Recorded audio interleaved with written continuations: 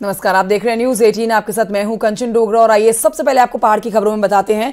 केदारनाथ उपचुनाव में आज नॉमिनेशन का दिन है, बहुत ही अहम दिन का आज का। बीजेपी ने आशा नौटियाल को अपना कैंडिडेट घोषित किया है, जो आज नॉमिनेशन फाइल करेंगी। वहीं आशा नौटियाल के नामांकन में सीएम पुष्कर सिंह धामी और तमाम दिग्गज नेता शामिल होने जा रहे हैं। नामांकन के बाद सीएम पुष्कर सिंह धामी जनसभा को संबोधित भी करने जा रहे हैं। आशा नौटियाल 2 बार की विधायक रह चुकी हैं, साथ ही बीजेपी महिला मोर्चा की प्रदेश अध्यक्ष भी हैं।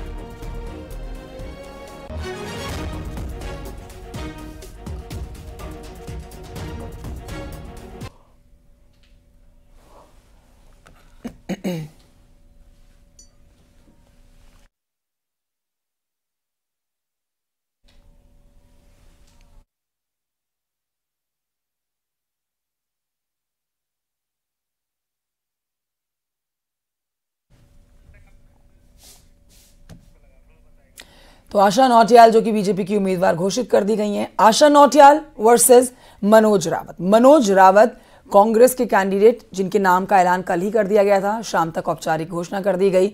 अब दोनों के बीच में ये मुकाबला बहुत खास माना जा रहा है।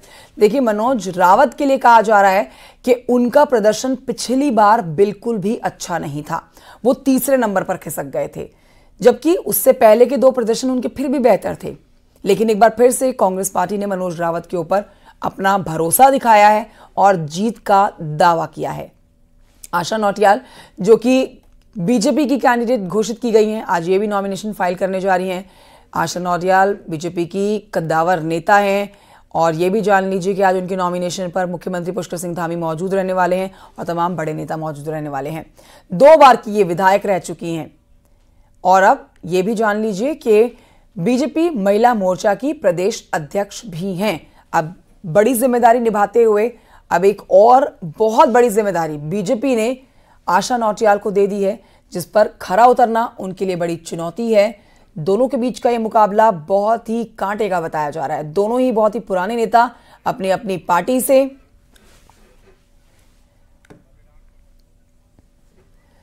नॉमिनेशन से पहले केदारनाथ मंदिर में बीजेपी पदाधिकारियों ने भगवान केदारनाथ के दर्शन किए हैं। उपचुनाव में पार्टी की जीत के लिए मांगा आशीर्वाद।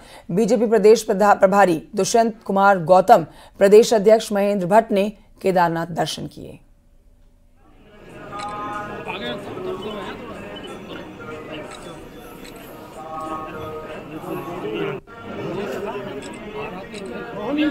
कांग्रेस ने केदारनाथ उपचुनाव में पूर्व विधायक मनोज रावत को अपना उम्मीदवार बनाया है। मनोज रावत आज नॉमिनेशन फाइल करने जा रहे हैं। आज ही का दिन है, जिसके बाद देखिए दोनों ही पार्टी के जो नेता हैं और उम्मीदवार हैं, वो अपने उम्मीदवारों के साथ पहुंचने वाले हैं नॉमिनेशन फाइल कराने के लिए। मनोज रावत भी पहुंचेंगे नॉमिनेशन फाइल करने के लिए। कांग्रेस के सभी बड़े नेता उनके साथ मौजूद रहेंगे। मनोज रावत कांग्रेस के पूर्व विधायक रह चुके हैं, पिछले चुनाव में तीसरे नंबर पर आए थे वो। मुकाबला काफी दिलचस्प बताया जा रहा है। बहरहाल अब देखना होगा किसके जीत के दावे में कितना दम है।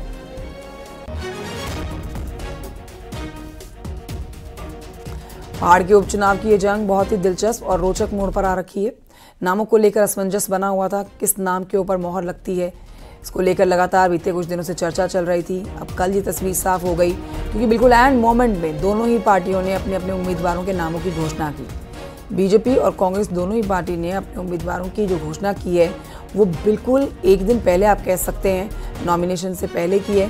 तो जहाँ एक तरफ बीजेपी कांग्रेस पार्टी के ऊपर हल्ला बोल कर रही थी कि इनके पास कोई चेहरा नहीं है चुनाव लड़ने के लिए, ऐसे में मनोज रावत की जो दावेदारी है वो कितनी पक्की नजर आती है जीत की ओर, ये देखना बहुत ज़रूरी हो जाता है। और देखिए, यही आरोप कांग्रेस की तरफ से भी बीजेपी को लेकर लगाए जा रहे थे। संदीप प्रसाद और जानकारी देंगे, रुद्रप्रयाग से हमारे साथ मौजूद हैं और जानकारी के साथ।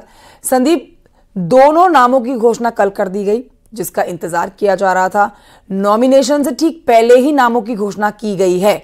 दोनों के बीच का मुकाबला काफी रोचक और दिलचस्प भी बताया जा रहा है।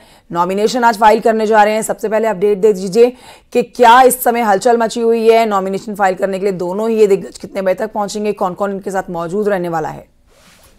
जी बिल्कुल, आपको बता दें कि आज जो भाजपा और कांग्रेस दोनों के कैंडिडेट हैं जो आज नामांकन करेंगे, लगभग 12 और 2 बजे के बीच दोनों का नामांकन होगा। इसको लेकर जो बीजेपी के तमाम दिग्गज, खुद मुख्यमंत्री पुष्कर धामी यहाँ पर मौजूद रहेंगे, भाजपा के प्रदेश महेंद्र भट्ट यहाँ पे मौजूद रहेंगे और तमाम जो उनके दिग्गज नेता है मौजूद रहेंगे। इससे पहले मैं आपको बता दूं कि भाजपा के जो महेंद्र भट्ट है प्रदेश अध्यक्ष, उन्होंने अभी केदारनाथ धाम के दर्शन किए हैं और कहीं ना कहीं एक बड़ी बात यह भी कि बाबा केदार के धाम पे वो कहीं ना कहीं अपनी जीत और भाजपा की जीत के लिए वहां से आशीर्वाद ले आ रहे हैं। और इसके बाद जो नामांकन का है वो लगातार यहाँ पर जो नामांकन को लेकर जो तैयारियां चल रही है दोनों कैंडिडेटों की वो जारी है। और ये भी बता दूं आपकी जो भाजपा से वो आशा नोटियाल जो कि अभी मौजूदा समय में महिला मोर्चा की प्रदेश अध्यक्ष और कांग्रेस के जो पूरे विधायक रहे मनोज रावत, दोनों के बीच अभी फिलहाल मुकाबला देखने को मिल रहा है। जी ठीक है। और अब आपसे अगर थोड़ी सी जमीनी हकीकत जान ली जाए, क्योंकि देखिए दोनों ही कद्दावर नेता अपनी अपनी पार्टियों के और काफी लंबे समय से जुड़े रहे हैं। मनोज रावत भी विधायक रह चुके हैं, आशा नौटियाल भी 2 बार की विधायक रह चुकी हैं। ऐसे में ये मुकाबला बहुत ही कांटे का और जबरदस्त बताया जा रहा है। जमीनी हकीकत आप बेहतर बता सकते हैं क्योंकि आप इस समय ग्राउंड जीरो पर मौजूद है। क्या हलचल, किस ओर हवा का ज्यादा बहाव देखा जा सकता है? बिल्कुल, आपको बता दें क्योंकि जो आशा नौटियाल है 2 बार की विधायक है, 2002 से और 2012 तक लगातार 2 बार उन्होंने भाजपा के टिकट पर जीत दर्ज की और उसके बाद 2012 के चुनाव में जो हुआ था विधानसभा, उसमें हार गई थी शैला रानी रावत ने। और अगर आप मनोज रावत की बात करें तो मनोज रावत ने 2017 में बीजेपी को हराया है शैला रानी रावत को, उसके बाद उन्होंने जीत दर्ज की थी। और कहीं ना कहीं बात की जाए तो दोनों की जो राजनीतिक जमीन है वो काफी मजबूत है और क्षेत्र में अच्छी पकड़ है। लेकिन कहीं ना कहीं एक बड़ा मुद्दा ये भी है कि क्योंकि जो केदारनाथ धाम को लेकर तमाम बातें हैं बीजेपी को कहीं ना कहीं। ठीक है संदीप, आप नजर बनाए रखिए, नॉमिनेशन जैसे शुरू होंगे आपके पास लौटेंगे। फिलहाल की जानकारी के लिए शुक्रिया आपका। और आइए आगे बढ़ते आपको बताते हैं देहरादून की खबर, जहां पर आज से शुरू हो रहे विजिलेंस वीक का सीएम पुष्कर सिंह धामी ने उद्घाटन किया है। 3 नवंबर तक मनाया जाएगा विजिलेंस वीक और भ्रष्टाचार के खिलाफ जागरूकता अभियान चलाया जाना है विजिलेंस वीक के मद्देनजर, इसलिए बेहद महत्वपूर्ण, जिसका आज उद्घाटन करेंगे मुख्यमंत्री पुष्कर सिंह धामी।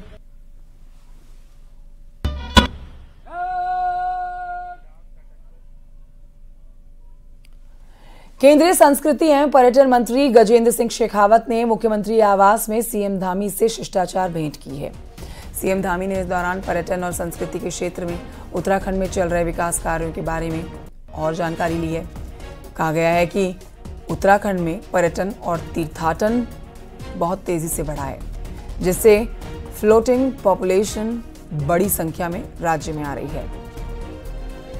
इसको देखते हुए सड़क का चौड़ीकरण और पार्किंग का विस्तार करना बेहद जरूरी है। केंद्रीय मंत्री ने हर संभव सहयोग का भरोसा दिया है इस पर।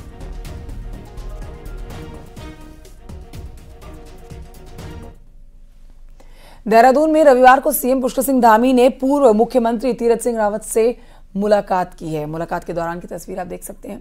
तीरथ सिंह रावत के देहरादून स्थित आवास पर सीएम धामी पहुंचे, उन्हें दीपावली की शुभकामनाएं दी।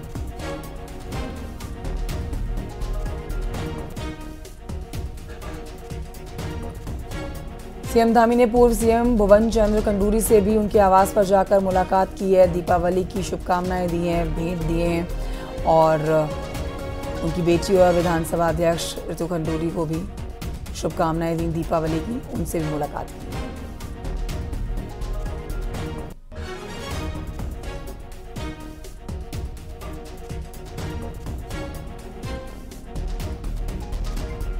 तो ये तस्वीरें आपको दिखा रहे हैं। ये मुलाकात काफ़ी अहम, अपने से बुजुर्गों का आशीर्वाद लेने के लिए और दीपावली की हार्दिक शुभकामनाएं उनको देने के लिए खुद मुख्यमंत्री उनके आवास पर जाकर मुलाकात कर रहे हैं। हल्द्वानी के लालकुआं से विधायक मोहन सिंह बिष्ट को चोरगलिया में ग्रामीणों के भारी विरोध का सामना करना पड़ गया। तो चोरगलिया की तस्वीरें आप देख रहे हैं, जहां पर विरोध होता देख भारी पुलिस बल को ही बुलाना पड़ गया। काफी मशक्कत के बाद पुलिस किसी तरह से यहां पर भीड़ से बचाकर विधायक को लेकर गई है। दरअसल विधायक मोहन बिष्ट को एक वेटनरी डॉक्टर का ट्रांसफर करवाना भारी पड़ गया। रविवार को विधायक बिष्ट चोरगलियां पहुंचे थे, वहां वो दुग्ध संघ के बोनस वितरण कार्यक्रम में शामिल हुए थे। भारी संख्या में ग्रामीण यहां पर पहुंच गए। कार्यक्रम स्थल पर पहुंचकर उन्होंने हंगामा शुरू कर दिया। विधायक मोहन सिंह बिष्ट के खिलाफ जमकर नारेबाजी की गई, विरोध दर्ज कराया गया।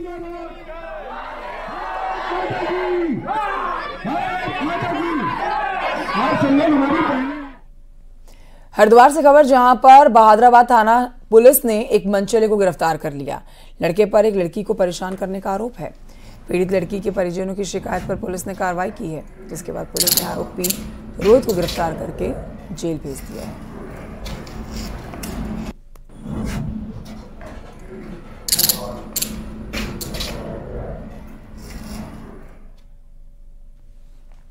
उधर रुड़की के भगवानपुर के कॉलेज में छात्रों के 2 गुट आपस में भिड़ गए। मारपीट हुई है, जिसका वीडियो भी सोशल मीडिया पर जमकर वायरल हो रहा है। सोशल मीडिया पर वायरल वीडियो आपको दिखा रहे हैं। बताया जा रहा है कि मामूली से विवाद के बाद 2 गुट आपस में भिड़ जाते हैं। हालांकि न्यूज़ 18 वायरल वीडियो की पुष्टि नहीं करता है। फिलहाल पुलिस मामले की जांच कर रही है।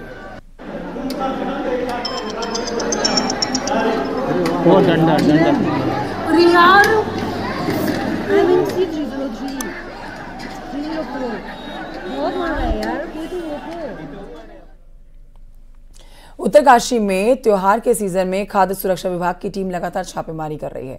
दुकानों से सैंपल भी ले रही है, लेकिन सैंपल जांच की रिपोर्ट आने में काफी वक्त लग रहा है।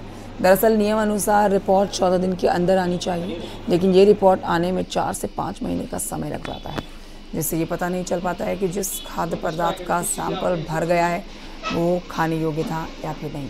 दरअसल वर्तमान समय में खाद्य सुरक्षा और औषधि प्रशासन विभाग केवल एकमात्र टेस्टिंग लैब से काम चला रहे हैं, जो उधम सिंह नगर के रुद्रपुर में है। नहीं है किसी भी खाद्य पदार्थ में अखबार, उसकी जो स्याही है वो कैंसर के लिए जिम्मेदार है।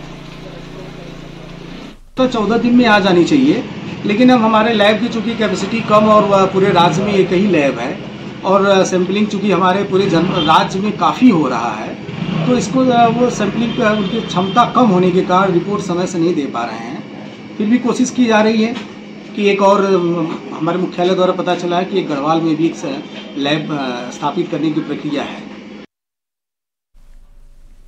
उत्तराखंड में 4 धाम यात्रा अपने चरम पर है। गंगोत्री और यमुनोत्री धाम पहुंचने वाले श्रद्धालुओं की संख्या का आंकड़ा 15 लाख के पार पहुंच चुका है। गंगोत्री धाम में जहां अभी तक 8 लाख श्रद्धालु पहुंच चुके हैं, तो वहीं यमुनोत्री धाम में भी 7 लाख से ज्यादा श्रद्धालु पहुंचे हैं। दोनों धामों के कपाट बंद होने में हफ्ते भर का समय बाकी है। ऐसे में ये संख्या एक नया रिकॉर्ड बना सकती है। गंगोत्री और यमुनोत्री धाम के कपाट इस साल 10 मई को खुले थे।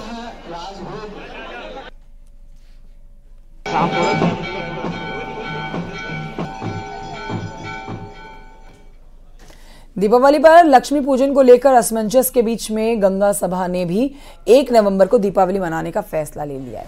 हरिद्वार के तीर्थ पुरोहितों की सबसे बड़ी संस्था श्री गंगा सभा परिसर के विद्वानों का कहना है कि शास्त्रों और ज्योतिष के अनुसार 1 नवंबर को ही लक्ष्मी पूजन किया जाना चाहिए। गंगा सभा के महामंत्री तन्मय वशिष्ठ का कहना है कि सभी ग्रंथों और ज्योतिष पंचांगों में स्पष्ट रूप से 1 नवंबर को दीपावली मनाए जाने का उल्लेख है। बार का दीपावली पूजन और मां लक्ष्मी का पूजन 1 नवंबर को बनाया जाएगा। सभी जितने भी बड़े पंचांग हैं, चाहे वो दिवाकर पंचांग हो, मार्तंडेय हो और देवी दयाल हो, सब में स्पष्ट रूप से 1 नवंबर की ही दीपावली वर्णित है।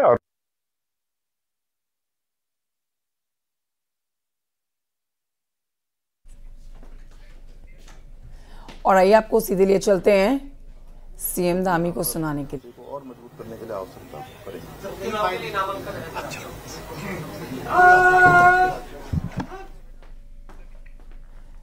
और ये बढ़ते हैं आगे, आपको बताते हैं बद्रीनाथ धाम में 1 नवंबर को दीपावली मनाई जाएगी और माता लक्ष्मी की विशेष पूजा अर्चना की जाएगी, जिसके लिए बद्रीनाथ केदारनाथ मंदिर समिति की क्या है तैयारी, इस रिपोर्ट में देखिए।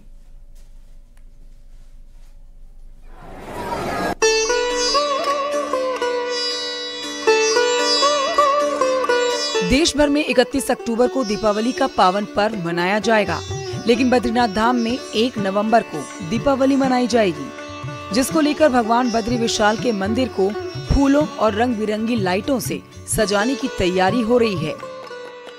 दीपावली हम बहुत हर्षोल्लास के साथ मनाएंगे। दीपावली अपनी पूरी जो धाम हमारे बद्रीनाथ के धाम है उसको बिल्कुल लड़ी बिजली और लाइटों से हम इसे सजाएंगे और इसे और भव्य और दिव्य तरीके से हम अपने दीपावली का पर्व हम लोग हर साल मनाते हैं, उसी तरीके से हम इस साल भी इसको मनाने का प्रयास करेंगे।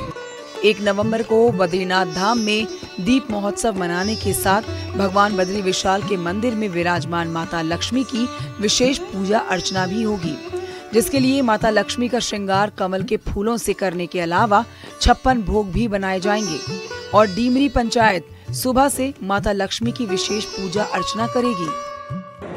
हमारे डीमरी पंचायत के द्वारा यहाँ पे नित्य एक तो भोग नित्य लगता है, लेकिन उस दिन विशेष भोग लगता है।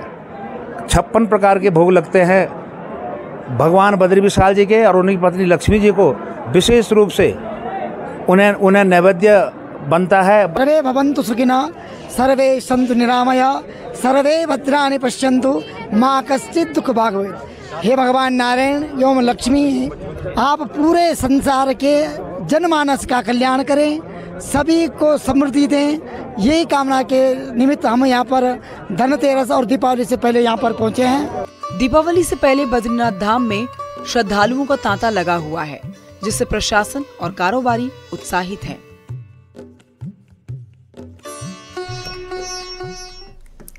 तो दीपावली का मौका हो और नैनीताल की मोमबत्ती की बात ना हो तो रोशनी का ये पर्व पूरा अधूरा सा लगता है थोड़ा।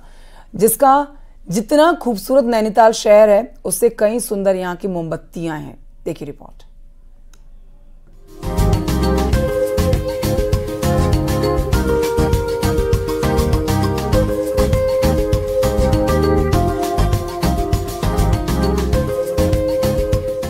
दुकानों में सजे ये फल और मिठाई नहीं, बल्कि नैनीताल की मशहूर मोमबत्तियां हैं जनाब। एकदम सजावटी और दिल को छू जाने वाली ये मोमबत्तियां दीपावली में अपनी रोशनी से घरों को रोशन करती हैं। देश भर के पर्यटक मोमबत्तियों की खरीद कर रहे हैं और तो और गिफ्ट के तौर पर भी अपने रिश्तेदारों और दोस्तों के लिए ले जाते हैं। इन मोमबत्तियों की खास बात ये है कि जलने के साथ घरों को भी अपनी खुशबू से महकाती है। और घर के लिए भी लेके जा रहे हैं और काफी अच्छा लग रहा है,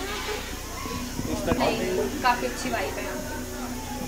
काफ़ी अच्छे डिज़ाइंस हैं, काफ़ी अच्छी फ्रेगरेंस हैं, यूनिक चीज़ें हैं और मुझे बहुत पसंद आई यहाँ पे। सर बिल्कुल, मैंने अपने लव वंस और अपने फैमिली मेम्बर्स के लिए हैं दिवाली में गिफ्ट करने के लिए। दरअसल 1970 में नैनीताल में जर्मनी से मशीन मंगाकर सजावटी कैंडल बनाने का काम शुरू हुआ और मिठाई, फल, टी लाइट फ्लावर के साथ अरोमा कैंडल के साथ फ्लोटिंग मोमबत्तियां यहाँ की पहचान बन गई। हालांकि बाद में कारोबारियों ने पहाड़ की सौगात एपड़ मोमबत्तियों को भी बाजार में उतारा। की कैंडल बनवाए तो उसमें दिवाली के लड्डू और मिठाई के डब्बे बनवाए हैं, जिसमें कि मोम की बनी हुई है वो मिठाई। ये टूरिस्ट लोगों को अट्रैक्ट कर रही है। थोड़ा सा इथनिक आइटम भी रखा हुआ है कि लोग जो है पहाड़ी कल्चर को यहाँ के देखें। तो आपको पता ही है, सबको पता है, स्पेशली दिवाली टाइम पे एक रोशनी का सिंबल है, एक पॉजिटिविटी का सिंबल है। और आजकल आप देखते होंगे मार्केट में बहुत गिफ्ट्स हैं, मिठाइयाँ हैं, चाइनीज़ गिफ्ट हैं, बट कोई प्योरिटी का आपको कोई श्योरिटी नहीं होती। बहरहाल नैनीताल की ये सजावटी मिठाई और फल वाली मोमबत्तियां आपके घरों को रोशन करने के साथ अपनी खुशबू से आपके आंगन को और महका सकती हैं। वक्त के साथ बहुत कुछ बदलाव आया, लेकिन नैनीताल की कैंडल ने अपनी खूबसूरती नहीं छोड़ी है। हालांकि सरकार इन कैंडल निर्माताओं को थोड़ा बहुत सहयोग करे तो ये दुनिया में अपना ब्रांड कायम कर सकती है। वीरेंद्र बिस्ट, न्यूज़ 18, नैनीताल। ऋषिकेश और आसपास की रेंज में वन विभाग ने गश्त बढ़ा दी है। दिवाली के मौके पर वन तस्कर एक्टिव हो जाते हैं और जीव जंतुओं के शिकार के साथ ही वन संपदा पर हाथ साफ करने की फिराक में रहते हैं। इसीलिए वन विभाग सतर्क है और सुरक्षा के पुख्ता इंतजाम कर रहा है। संदिग्धों पर पैनी नजर रखी जा रही है।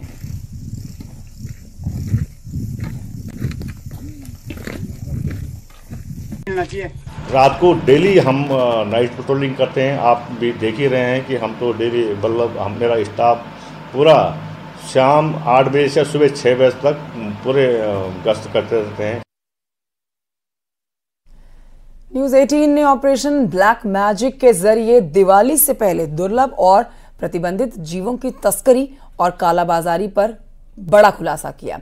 देहरादून में एक स्टिंग ऑपरेशन के दौरान न्यूज़ 18 के अंडरकवर रिपोर्टर ने दलाल के जरिए सपेरों से संपर्क किया था और दिवाली पूजा के लिए कोबरा की डिमांड की थी। इस ऑपरेशन के दौरान कई अहम खुलासे हो गए हैं। अब देखिए, इन तस्करों ने कैमरे पर स्वीकार किया कि वो दुर्लभ प्रजाति के सांप ही नहीं बल्कि उल्लू, कछुए जैसे प्रतिबंधित जीव भी बेचते हैं। इन जीवों को पूजा और तंत्र मंत्र के लिए लाखों रुपए की कीमत पर खरीदा और बेचा जाता है।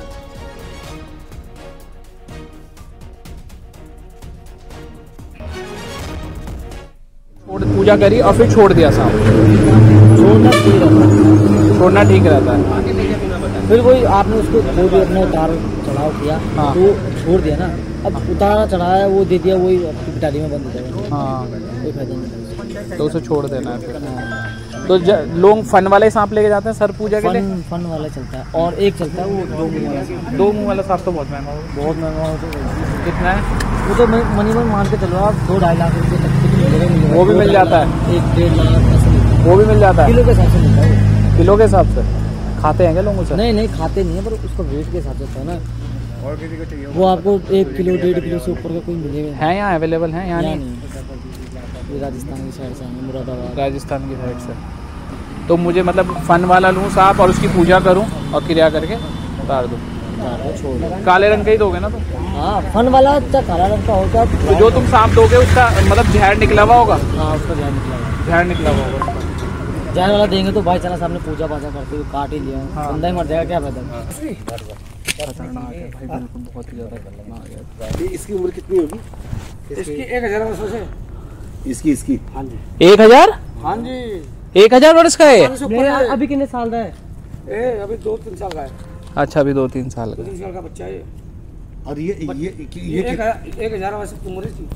जैसे मतलब इच्छाधारी नहीं होते ऐसे बन जाते हैं, लेकिन उसमें से 100 आदमी 100 सांपों से कोई सांप बनेगा जिंदारी।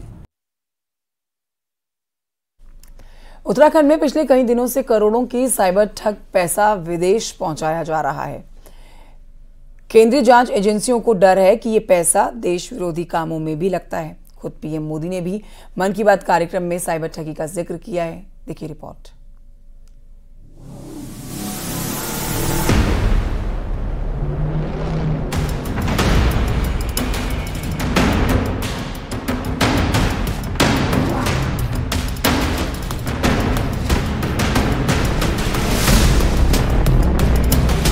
मैं आपको डिजिटल सुरक्षा के 3 चरण बताता हूं। ये 3 चरण है रुको, सोचो, एक्शन लो। लगातार बढ़ रहे साइबर अपराध को लेकर पीएम मोदी ने रविवार को मन की बात के 115वें एपिसोड में चिंता जताई है और कहा है कि साइबर अपराध सामाजिक और राजनीतिक तनाव पैदा कर रहे हैं। साइबर अपराधी आतंकवाद के लिए मजबूती तैयार कर रहे हैं। अगर केवल उत्तराखंड की बात की जाए तो बीते 8 महीनों में साइबर अपराधियों द्वारा 133 करोड़ रुपए देश से बाहर के अपराधियों तक पहुंचा दिए गए हैं। यानी हर दिन प्रदेशवासियों से 46 लाख रुपए की ठगी की जा रही है। ये तो वो आंकड़ा है जिसकी शिकायत साइबर विद्या हेल्पलाइन पर आई है, जबकि कई शिकायतें सीधे थाने और जिलों की साइबर सेल के पास पहुंचती है। अभी तक साल में 19,000 से ज्यादा लोगों ने शिकायत की है। इन्वेस्टमेंट फ्रॉड्स के अभी कुछ प्रकरण रजिस्टर हुए हैं। इसमें 19-30 पे टाइमली कुछ लोगों ने रिपोर्ट कराया है, तो उसमें काफ़ी लोगों की जो पैसे हैं उनको सेव भी किया जा सका, क्योंकि अकाउंट फ्रीज करा दिया और जो फ्रॉडस्टर है उसको विड्रॉ नहीं कर पाया, तो उन लोगों के पैसे भी बचाए गए हैं। तो इन्वेस्टमेंट फ्रॉड्स और डिजिटल अरेस्ट अभी ज़्यादा इस प्रकार की शिकायतें सामने आ रही हैं। साइबर थाना पुलिस और एसटीएफ के अधिकारियों के मुताबिक वर्तमान में हुई ठगी की घटनाओं में बड़ा हिस्सा डिजिटल गिरफ्तारी और निवेश संबंधी धोखाधड़ी का है। डिजिटल गिरफ्तारी की बात करें तो साइबर ठगों की इस ट्रिक में एक शख्स ने 7 करोड़ रुपए तक गंवा दिए हैं। एक रिपोर्ट के अनुसार हर दिन देश से 100 करोड़ रुपए से अधिक की ठगी की जा रही है। यानी हर साल लगभग 36 से 40 हजार करोड़ रुपए साइबर अपराधी लोगों से ठग रहे हैं, जिसमें 90% से अधिक रकम चीन के साइबर ठगों को भेजी जाती है। इस तरह बिना किसी कारोबार चीन में हमारे देश की अर्थव्यवस्था का बड़ा हिस्सा चीन को चला जाता है। इसका कोई फिजिकल बाउंड्री, फिजिकल ज्यूरिसडिक्शन नहीं होता क्राइम का, क्रिमिनल्स का। और ये कहीं से बैठ के जो भी इनको ऑनलाइन साइबर स्पेस में सॉफ्ट टारगेट मिलता है जिसको ये ठग सकते हैं, उससे ज़्यादा ठगी करते हैं। विदेशों में बैठे साइबर ठग एक तरफ देश की आर्थिक स्थिति पर बड़ा झटका लगा रहे हैं, वहीं दूसरी तरफ ये अपराधी आतंकवाद को भी बढ़ावा दे रहे हैं। इनसे बचने के लिए केवल और केवल सतर्कता ही बचाव है और आपकी गाढ़ी कमाई के साथ देश को भी सुरक्षित कर सकती है। न्यूज़ 18 के लिए देहरादून से सतेंद्र बरतवाल की रिपोर्ट।